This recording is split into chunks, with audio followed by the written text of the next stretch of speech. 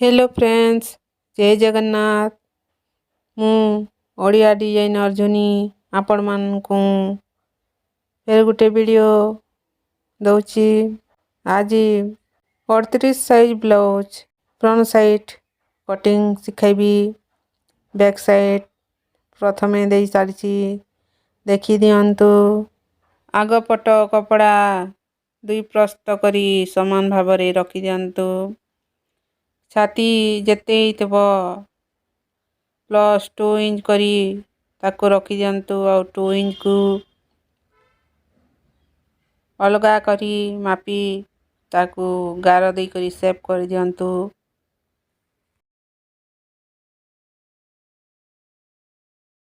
तापरे लंब माप पछ साइड रो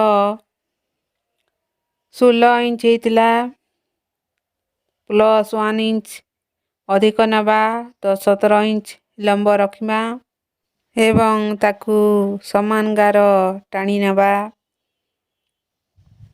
कोटरी रो तल पटी ताकू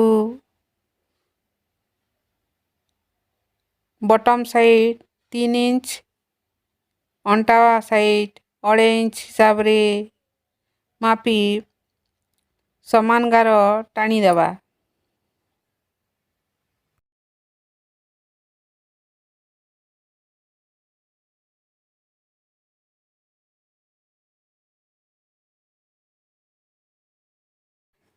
तापरे कांध माप नहीं जिबा 6.5 इंच, गला 2.5 इंच, मोड़ा लाइन 6.5 इंच नहीं जिबा ताकू समान गार टाणी दबा।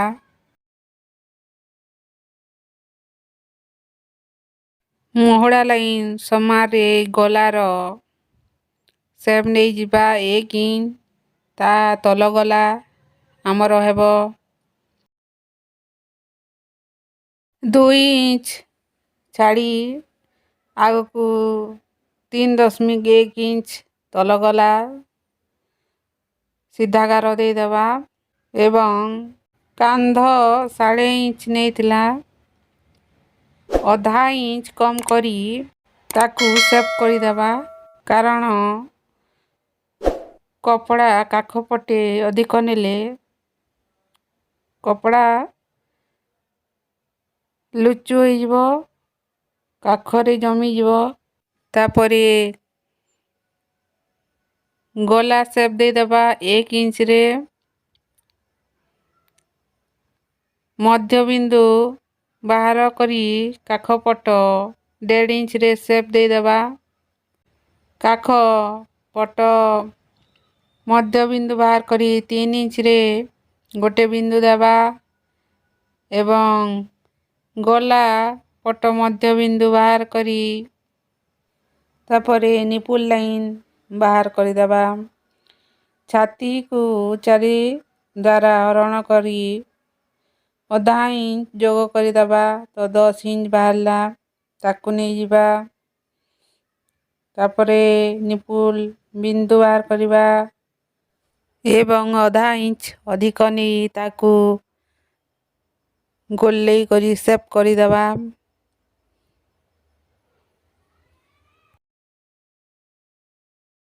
अंटा पट्टी आड़ को आधा इंच नबा बॉटम साइड पट्टी आड़ को आधा इंच नबा आओ